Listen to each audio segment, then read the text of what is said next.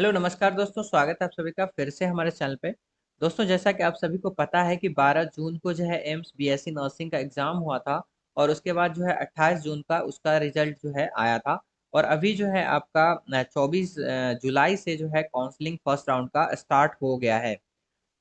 तो first round का जो काउंसलिंग का लिस्ट आया था 28 तारीख को, जिसमें जो है रिजल्ट दिए गए थे कैंडिडेट के जो भी एलिजिबल थे फर्स्ट राउंड काउंसलिंग के लिए। तो उसमें जो है बहुत सारे बच्चे का तो है नाम, बट बहुत सारे का नहीं है। मैं आपको बता दूं कि किन बच्चों का उसमें नाम है और किन का नहीं है।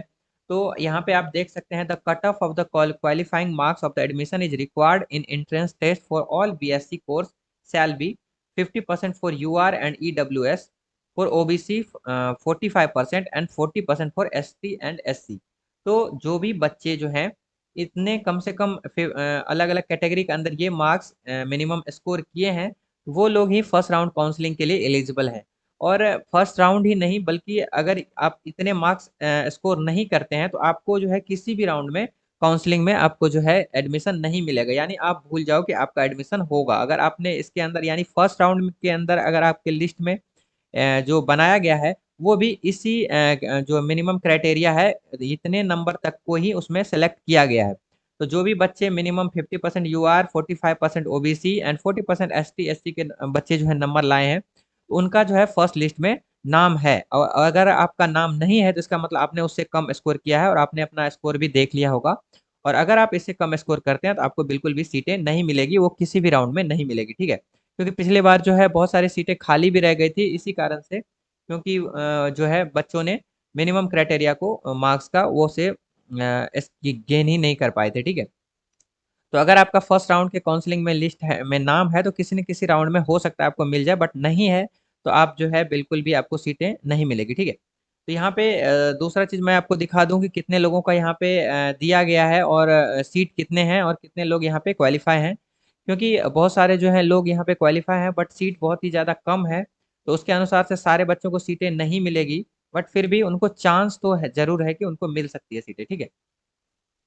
तो यहाँ पे आप देख सकते हैं कि जो यूआर के लिए 4361 रैंक तक को बुलाया गया था, ईडब्ल्यूएस के लिए 4359 जो कि लगभग सेम ही है, ओबीसी के लिए 6139 और आपका जो है एससी एसटी के लिए आप देख सकते हैं, एससी के लिए 8425 और एसटी के लिए 8221। तो इतने लोगों को यहाँ पे बुलाया गया है। बट आपको मैं बता दूं कि इतने सीट बिल्कुल भी नहीं है।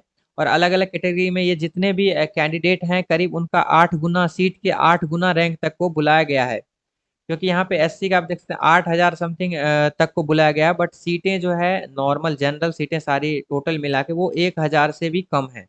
तो बहुत सारे जो लोग हैं उन्हें सीटें नहीं मिलेंगी। हो सकता है मिल भी जाएं, क्योंकि इसमें बहुत सारे लोगों का नीट में हो जाता है तो वो लोग उधर एडमिशन ले लेते हैं।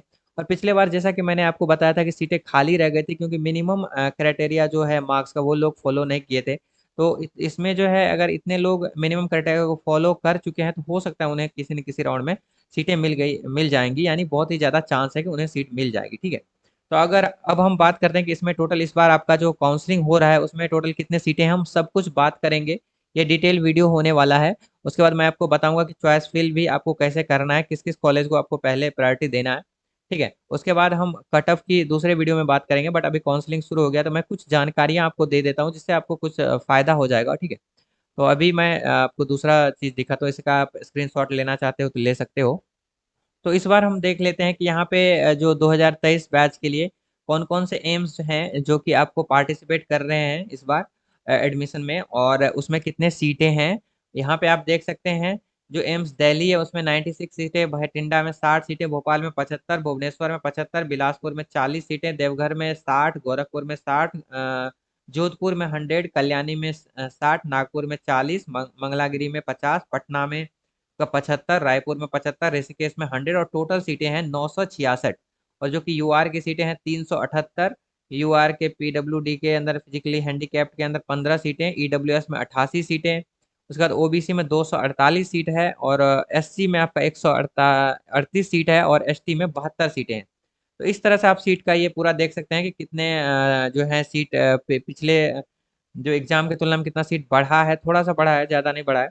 और उसके बाद जो है आपका कट ऑफ, हम सब ये कट ऑफ वाला जो है अलग वीडियो में हम डिस्कस करेंगे, ठीक है। आपको पूरा बता दूंगा कितना कट ऑफ इस बार हो सकता है, कितने कितने रैंक वाले तक को मिल सकता है कंफर्म सीट। तो इसके लिए हम अलग से बात करेंगे। बट यहाँ पे आप देख सकते हैं सीटें हैं 966, और जबकि आपको ओबीसी और अलग अलग में आपको अलग अलग कैंडिडेट के लिए बहुत ही ज़्यादा जो है बुलाया गया है। जनरल तक आप देख सकते हैं, एसटी में 8,000 तक, ओबीसी में लगभग 4,000 मैंने आपको दिखाया था। तो ये आप देख सकते हैं। तो इसमें जो है सारे कैंडिडेट को हो सकता है सीटें नहीं मिले, हो सकता है सबको भी मिल जाए, ठीक है।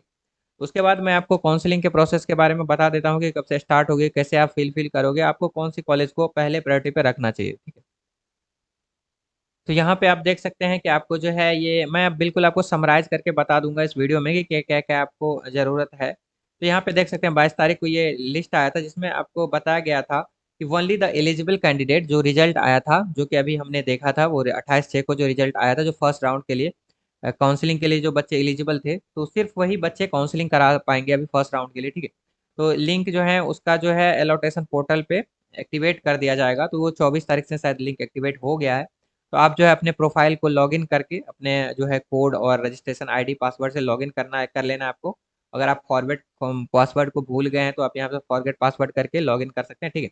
उसके बाद यहाँ पे मैं आपको बता दूँ कि जो ऐप का फ्लो चार्ट किस तरह से होगा। तो सबसे पहला जो फर्स्ट राउंड के लिए काउंसलिंग स्टार्ट होगा, उसमें आपका register for online BSc nursing seat allotment के लिए आपको रजिस्ट्रेशन करना है। जैसे ही आप उसमें लॉगिन करोगे, आपको रजिस्ट्रेशन करने का ऑप्शन आ जाएगा। जो बच्चे एलिजिबल हैं फर्स्ट राउंड के काउंसलिंग के लिए, यानी जिसका भी नाम है जो 28 तारीख को जो लिस्ट आया था, ठीक है। तो यहाँ पे रजिस्टर जो है ऑनलाइन बीएससी आप करोगे, उसके बाद आपको जो है लिंक पोर्टल पे एक्टिवेट होगा आपका माई पेज में। यानी आपका जो ये इस रजिस्टर करने के लिए आपको लिंक जो है पोर्टल में लॉगिन करना है और लिंक पे क्लिक करना है, ठीक है। उसके बाद लॉगिन करना है, आपको चॉइस करना है। चॉइस से जो भी एम्स हैं, तो टोटल अभी मैंने आपको दिखा दिया कितने एम्स जो है पार्टिसिपेट कर रहे हैं। तो वो सारे एम्स का जो है आपको लिस्ट वहाँ पे मिल जाएगा देखने के लिए, ठीक है। तो उस एम्स में जो भी आपको कॉलेज लेना है, उसको आपको क्या करना है, चॉइस को फिल करना है। तो अब मैं बता दूं, बहुत सारे लोग कंफ्यूज हैं कि कौन सा कॉलेज लें नहीं लें। तो देखिए, सबसे पहले यहाँ पे आप ये बिल्कुल भी मत सोचिएगा कि जो आपको जो है आपका रैंक अगर पीछे है तो आपको जो एम्स दिल्ली नहीं मिल सकता है, बिल्कुल ये नहीं सोचना है। आपको अगर आपका फर्स्ट प्रायोरिटी एम्स दिल्ली है, तो आपका रैंक कितना भी हो, आपको दिल्ली एम्स डालना है पहले प्रायोरिटी पे, ठीक है। उसके बाद जो भी सेकंड है, तो आप अगर आप कंफ्यूज हैं कि क्या डालना है, तो अगर आपका घर के पास कोई एम्स है, पास है, तो आप ट्राई कर सकते हो उसको फर्स्ट पे डालने के लिए। या अगर आप जो है रैंक वाइज जाना चाहते हो, तो मैं आपको बता दूं 4-5 कॉलेज जो कि रैंक वाइज हैं।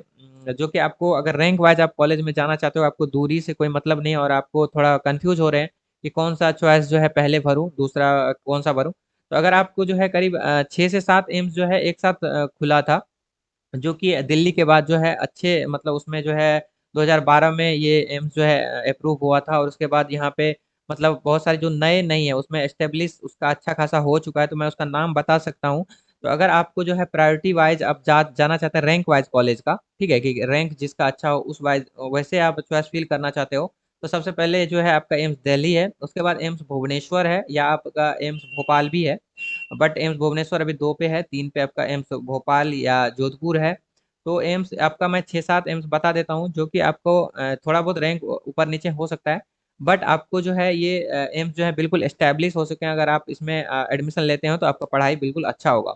तो सबसे पहला आपका दिल्ली, दूसरा आपका भुवनेश्वर, तीसरा भोपाल, जोधपुर, उसके बाद आपका है ऋषिकेश, रायपुर, और आपका है एम्स पटना, ठीक है। तो ये सब जो एम्स हैं, इसके अंदर जो है बिल्कुल ये पुराना हो चुका है, और इसमें जो है अभी एस्टेब्लिश हो चुका है, और अच्छा खासा इसमें पढ़ाई हो रहा है, ठीक है।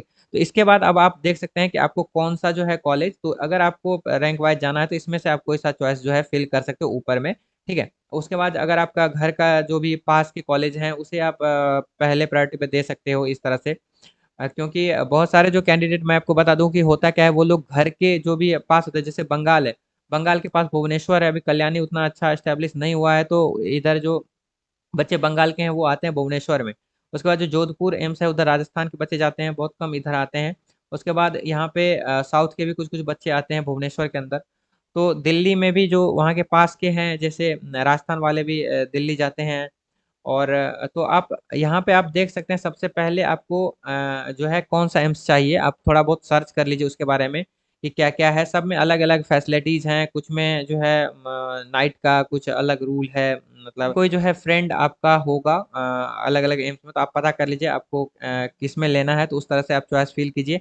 बट यही मैं बोलना चाहूँगा कि आपको चॉइस वही फिल करना है जो आपको अगर लेना है और आपका रैंक बिल्कुल पीछे भी है तो भी आपको वो चॉइस में नंबर 1 डालना है, ठीक है। क्योंकि अगर वो सीटें खाली रही, आप जैसे काउंसलिंग कराओगे और अगर वहाँ पे सीटें खाली होगी तो वो आपको मिल जाएगा, वैसे उसमें ये बिल्कुल नहीं देखा जाएगा कि आपका रैंक क्या है नहीं है, तो ऐसा कुछ भी नहीं है। अगर वो सीटें खाली रही, आपने भरा और नहीं रहेगी तो आपको नहीं मिलेगा, दूसरा जो कॉलेज है आपका वही मिलेगा, तो वैसे भी आपको वही मिलना है, ठीक है।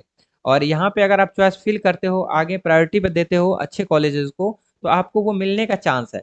बट अगर आप नहीं करोगे फिल तो वो मिलने का चांस नहीं है, बाकी जो आपको मिलना है वो तो मिलना ही है, ठीक है। तो एक प्लस पॉइंट हो जाता है, तो इसलिए आपको चॉइस वही फिल करना है जो आपको पहले लेना है, और उसे आपको पहले नंबर पर रखना है, दूसरे नंबर पे नहीं खाली रहेगा तो सीटें नहीं मिलेगी, वो सीटें आपको जो खाली रहेगी जहाँ पे वहीं पे मिलेगी, ठीक है। तो इसलिए आपको जो चॉइस वही फिल करना है जिसमें आपको पहले नंबर पे आपका मन हो, ठीक है।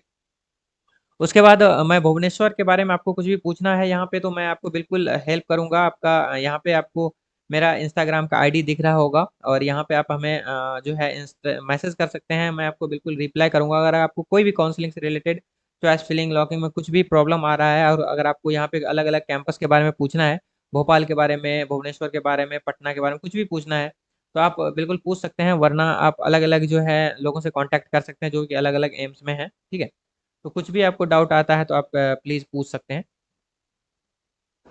तो उसके बाद आपका जो है यहाँ पे मैं दिखा दिया हूँ, जो लॉगिन करना है उसके बाद फिल करना है, उसके बाद सबमिट करना है और चॉइस को लॉक कर देना है। अगर आप एक बार चॉइस को लॉक कर देते हैं तो फिर से आप जो है चॉइस को नहीं बदल सकते हैं। और दूसरे नंबर का दूसरा जो काउंसलिंग होगा सेकंड राउंड, तो सेकंड राउंड काउंसलिंग में वही बच्चे एलिजिबल होंगे जिन्होंने फर्स्ट राउंड के लिए एडमिशन मतलब ये किया है, सीट को मतलब रजिस्ट्रेशन किया है फर्स्ट राउंड के लिए, ठीक है।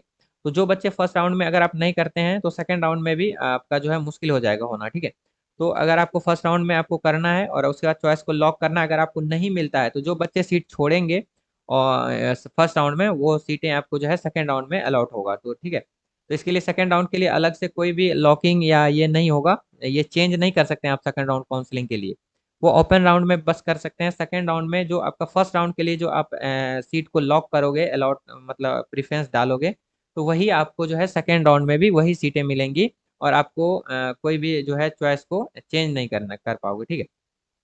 तो अगर आप चॉइस को लॉक करते हैं तो बिल्कुल सावधानी से करें, क्योंकि आप सेकंड राउंड में बिल्कुल चॉइस को फिर से चेंज नहीं कर सकते हैं, वही चॉइस आपको मिलेगा जो आपका तो आपने पहले राउंड में किया है, ठीक है।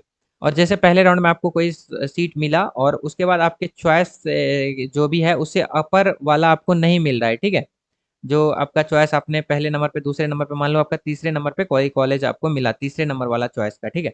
और उसके बाद अगर आपने वो सीटें नहीं लिया, तो अगर फिर सेकेंड राउंड में अगर आपका अपग्रेड आप करते हैं, करवाते हैं, तो आपका अपग्रेड होगा तो ठीक है, वरना जो फर्स्ट राउंड में आपको सीटें मिली थी वही सीटें आपको सेकेंड राउंड में अलॉट होंगी, ठीक है। यहाँ पे दिया गया है कि अगर आपको all the candidate who have been allotted seat in first round, तो कोई भी कैंडिडेट जिसको फर्स्ट राउंड में जो है सीट अलॉट होता है, तो उनको जो है उनके अंदर जो डैशबोर्ड के अंदर ये अलग अलग लिस्ट, सॉरी डेट दिया गया है आपको कब से कब तक, वो मैं अभी दिखा दूंगा। तो जब आपका जो है फर्स्ट राउंड में आपको कोई सीट अलॉट होगा तो आपको जो है यहाँ पे कुछ ऑप्शन आपके डैशबोर्ड में आएगा। तो उसमें दो ऑप्शंस होंगे, कि option one, accept allotted seat and do not wish to participate in further round of seat allotment, यानी आपको उस जो भी सीट मिला है उससे आप संतुष्ट हैं और आपको आगे कोई भी काउंसलिंग नहीं कराना है, तो आप ये कर सकते हैं। उसके बाद दूसरा जो है आपको accept allotted seat and want to participate in second round of seat allotment. तो अगर आप, दूसरा है कि आप एक्सेप्ट भी कर रहे हो और आपको दूसरे राउंड में भी पार्टिसिपेट करना है, अगर आपको मान लीजिए कि जो आपने चॉइस फिल किया है उससे अपर आपको अगर चॉइस का कॉलेज मिलता है तो आपको सेकंड राउंड में दिया जाएगा। If you choose option two and participate in next round and you are allotted another seat as per your choice in next round, then you will be have to join the seat allotted during the next round, ठीक है। तो आपको जो है अगर आपको दूसरा seat मिलता है दूसरे जो है सेकेंड राउंड में, तो आपको वो जो भी सीट मिलेगा वो आपको अलॉट किया जाएगा, ठीक है। The vacated seat shall be automatically allotted to other candidate in order to merit. Failure to join the upgraded seat in next round of the seat allocation shall lead to imposition of the penalty of the 1 lakh rupees if you do not join the upgraded seat। तो अगर आपको यहाँ पे बहुत सारे लोगों को confusion है कि ये पैसे कब लगते हैं नहीं लगते हैं 1 लाख का जो है। तो देखिए, अगर आपका जो है फर्स्ट राउंड में आपको सीट मिला, ठीक है, आपने नहीं लिया, आपने सेकंड ऑप्शन चॉइस किया कि आप मतलब सॉरी आपने एक्सेप्ट तो कर लिया, बट आपने सेकंड राउंड एक्सेप्ट किया कि आपको जो है सेकंड राउंड में भी पार्टिसिपेट करना है, ठीक है। तो अगर आपको जो सेकंड राउंड में कोई भी सीटें मिलती, अगर आपका सेम रहेगा तब तो वही सीटें लेनी है जो आपको फर्स्ट राउंड में मिला था। बट अगर आपको सेकंड राउंड में कोई दूसरा कॉलेज मिलता है जो आपके प्रायोरिटी में अपर लेवल पे था, ठीक है, तो वो अगर मिलता है तो आपको उसे ज्वाइन करना पड़ेगा। अगर आप नहीं करते हो तो आपको 1 लाख रुपए का पेनल्टी लगेगा, क्योंकि जब आप फर्स्ट राउंड में आपको जो सीट मिलेगा उसी टाइम आपसे जो है या तो आपका डॉक्यूमेंट को जमा करा लिया जाएगा पहले वाले कॉलेज में, ठीक है। क्योंकि मान लो आपको पहले राउंड में कोई कॉलेज मिला और आपको वहां पे जाके जो भी कॉलेज है उसको आपको ये करना होगा कि हम जो है यहाँ पे सीट लेंगे, बट हम सेकेंड राउंड में भी काउंसलिंग कराएंगे। तो आपको जो है उस कॉलेज में जाके या तो आपका जो है डॉक्यूमेंट जमा करना है पूरा, या आपको 1 लाख रुपए का, अगर आप उस कॉलेज में नहीं जाना चाहते हो तो आपको ड्राफ्ट बना के जो है 1 लाख रुपए का उस कॉलेज के नाम से चेक देना होगा। तो आपका अगर आप सेकेंड राउंड में अगर आप या वो सीट को छोड़ते हो या उस सीट को ज्वाइन नहीं करते हो तो आपका जो 1 लाख रुपया है वो रिटर्न नहीं किया जाएगा या आपका जो है डॉक्यूमेंट नहीं दिया जाएगा, ठीक है। तो इसलिए ये दिया जाता है कि अगर आप सीट नहीं लोगे तभी ये है। उसके बाद है option to refuse the allotted seat is not available. तो उसमें अगर आपको सेकंड राउंड में अगर आपने कोई ऑप्शन चूज किया है और आपको सेकंड राउंड में कोई दूसरा कॉलेज मिलता है तो आप वहाँ पे ऑप्शन ये नहीं कर सकते हैं कि हमें अब नहीं लेना है, आपको वो लेना ही पड़ेगा, वरना आपका जो फर्स्ट राउंड में ही आपका जो है डॉक्यूमेंट जमा कर लिया गया होगा या आपको 1 लाख रुपया जमा जब करा लिया गया होगा।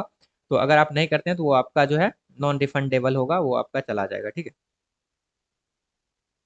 क्योंकि अगर जब तक आप फर्स्ट राउंड सेकंड में जो है आप अगर आपको सीट मिल गया है फर्स्ट राउंड में और अगर आप फर्स्ट राउंड में वहां पे जाके डॉक्यूमेंट वेरिफिकेशन नहीं कराते हो उस डेट के अंदर या 1 लाख रुपए का जो है आप चेक नहीं देते हो उसको कॉलेज के नाम पे, तो आप सेकंड राउंड में पार्टिसिपेट ही नहीं कर पाओगे, ठीक है। और सेकंड राउंड में अगर आप पार्टिसिपेट करते हो और आपको जो वो सीट अगर अपग्रेड होता है तो आप वही सीट आपको ज्वाइन करना होगा और पहले वाला सीट आप ज्वाइन नहीं कर सकते, ठीक है।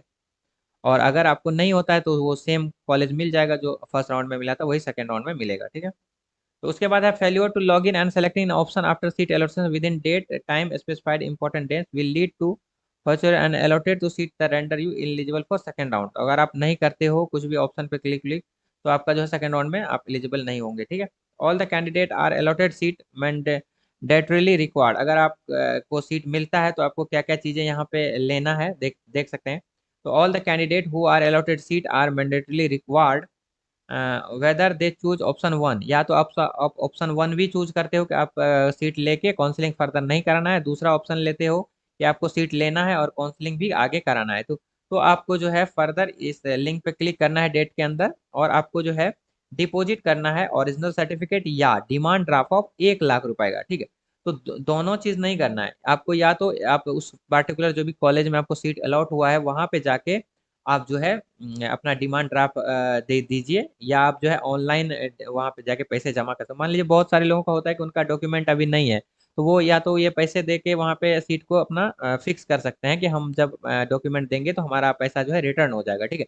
या बहुत लोग आ नहीं पाते हैं तो वो क्या करेंगे 1 लाख रुपए का चेक देंगे उन्हें, डिमांड ड्राफ्ट बना के कॉलेज को सबमिट करेंगे, फिर जब वो कॉलेज में एडमिशन लेंगे तो आपका जो है ड्राफ्ट सॉरी आपका जो पैसा है वो रिटर्न हो जाएगा और आपसे डॉक्यूमेंट ले लिया जाएगा, ठीक है। तो या तो आपको डॉक्यूमेंट जमा करना है पर्टिकुलर कॉलेज में जाके या आपको जो है ड्राफ्ट बना के कॉलेज के नाम से दे देना है, ठीक है। तो आपको फिलहाल वही सीट जो मान लीजिए फर्स्ट राउंड में मिला है वो आपको मिल गया। और सेकेंड राउंड में अगर आपको करना है तो फिर आपको जो है वही पैसा आपका रखा हुआ रहेगा और फिर जो है जब आप या तो आपसे डॉक्यूमेंट ले लिया जाएगा या आपका पैसा रखा हुआ रहेगा। और जब आप सेकेंड राउंड में सीट को अलॉटेड सीट ले लोगे फिर आपका जो है पैसा रिफंड कर दिया जाएगा आपसे डॉक्यूमेंट लेकर के, ठीक है। तो या तो डॉक्यूमेंट रखना है या आपका जो है 1 लाख रुपीज का आपको डिमांड ड्राफ्ट देना है, दोनों में से कोई एक ही देना है, दोनों नहीं देना है। और हम यहाँ पे आप डॉक्यूमेंट देख सकते हैं कि आपको किस किस चीज़ का डॉक्यूमेंट लगेगा अगर आपका फर्स्ट या सेकेंड राउंड में सीट अलॉट होता है। तो आपको ये चीज़ें जो है फोटो कॉपी आपको जो है डिपॉजिट करना है और जो है कुछ कुछ चीज़ें जो है यहाँ पे ओरिजिनल भी देना है, ठीक है। तो वहाँ पे आपको बोला जाएगा कि कौन सा फोटो कॉपी देना है कौन सा ओरिजिनल देना है। तो यहाँ पे आप देख सकते हैं सारा जो है admit card issue by AIIMS registration slip offer letter seat allotment तो इतना कुछ दिया गया है, तो आप सब कुछ देख लीजिए। और ओबीसी का जो भी सर्टिफिकेट और है वो सब आपको देना है। तो यहाँ पे आप देख सकते हैं। तो ये आपको जो है सेकेंड राउंड में ये हो गया, ठीक है। तो अब मैं जो है आपको पूरा डेट बता देता हूँ कि किस किस डेट में ये क्या होना है। तो यहाँ पे आप देख सकते हैं डेट शीट है, जो कि मतलब आपका जो है चॉइस जो है फिल करने का 24 तारीख से लेके 28 तारीख, आज 25 तारीख है तो ऑलरेडी स्टार्ट हो चुका है। तो आपको जो है अपने लॉगिन करना है, अगर आपका जो नाम है फर्स्ट काउंसलिंग वाले लिस्ट में, तो आपको जो है यहाँ पे अपने डैशबोर्ड में लॉगिन करके 24 तारीख से 28 तारीख तक 5 बजे से पहले आपको जो है चॉइस को फिल कर देना है। और चॉइस फिल कैसे करना है मैंने आपको बता दिया। जो भी कॉलेज आपको लेना है आप उसको पहला प्रायोरिटी पर रखना, भले वो आपका सीट मतलब कि कोई भी रैंक हो, ठीक है। बस आपका नाम है तो आप उसी कॉलेज को चूज करना, या आप अपने घर के पास वाले कॉलेज ले सकते हो, या अपने फ्रेंड से पूछ के अगर आपको कोई डाउट आता है कि क्या कुछ कहाँ पे क्या फैसिलिटीज मिलती है नहीं मिलती है, इस बेसिस पे भी आप ले सकते हो। आप कंफर्ट हो वहाँ पे रहने में तो आप पूछ सकते हो, लोगों से कांटेक्ट कर सकते हो इंस्टाग्राम के थ्रू अलग अलग कॉलेजेस में। बाकी आप को अगर कुछ भी पूछना हो तो आप हमसे कांटेक्ट कर सकते हैं, मैंने ऑलरेडी आपको बता दिया अपना। यहाँ पे हम डेट के बारे में देख सकते हैं, तो यहाँ पे जो है चॉइस फिलिंग का डेट आपको बता ही दिया। उसके बाद है अनाउंसमेंट ऑफ सीट एलोटेशन, जो फर्स्ट राउंड का होगा वो 1 अगस्त को आ जाएगा। उसके बाद ऑनलाइन एक्सेप्टेंस जो होगा, अब यानी आपको एक्सेप्ट करना है या नहीं करना है, तो वो आपको 7 तारीख से 12 तारीख तक में आपके पास टाइम रहेगा। इसमें आप जो है जो भी आपको फर्स्ट चॉइस आपको सेलेक्ट करना है या सेकंड करना है, यानी आपको आप खुश हैं उस सीट से तो ठीक है, उसके बाद नहीं है तो दूसरे काउंसलिंग भी करा सकते हैं, और फर्स्ट राउंड का सीट आप एक्सेप्ट करके दूसरा काउंसलिंग भी में भी पार्टिसिपेट कर सकते हैं, ठीक है। उसके बाद सबमिशन है डॉक्यूमेंट और डीडी अलॉटेड का, यानी जब आपका जो है सीट ये 12 तारीख तक हो जाएगा तो सेम डेट है, आप देख सकते हैं 7 अगस्त से 12 अगस्त तक में जो है आपको सीट लेके मतलब एक्सेप्ट करके, और आपको वहाँ पे उस कॉलेज के अंदर रिपोर्ट भी करना है, ठीक है। अगर आप डॉक्यूमेंट 1 लाख रुपए का डीडी देते हैं तो आप लेट से भी जा सकते हैं।